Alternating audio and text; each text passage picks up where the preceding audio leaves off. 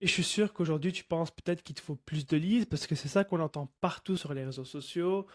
Tes groupes préférés sur Instagram te disent, ouais, il te faut plus de leads parce que c'est logique, plus de leads égale plus de clients. Mais en vrai, c'est complètement faux parce que si aujourd'hui ton tunnel de vente est brisé, eh bien, avoir plus de leads ne va pas t'aider à convertir plus de clients. Donc, ce que tu dois faire dans un premier temps, c'est réparer ton tunnel de vente. Donc, c'est comme avoir un seau d'eau percée.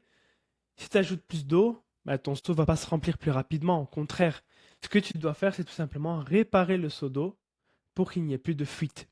Et c'est exactement la même chose avec ton tunnel de vente. Donc, avoir plus de leads, faire plus de contenu, faire plus d'ads, faire plus de webinaires, faire plus de tunnels de vente ne va pas t'aider à scaler. Au contraire, ce que tu dois faire, c'est faire moins et utiliser le principe de Steve Jobs.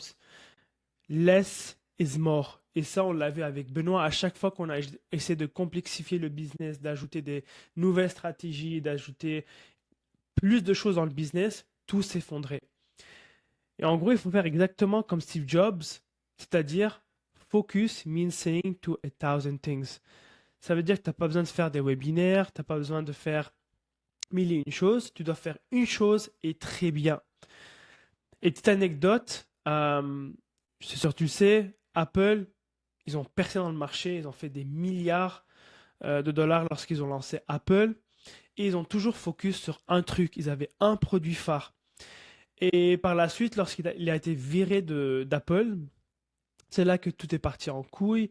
Euh, et pour sauver Apple, les nouveaux CEO, ils ont décidé de créer énormément de produits. Ils sont passés de quelques produits à 350 produits et leur chiffre d'affaires s'est effondré.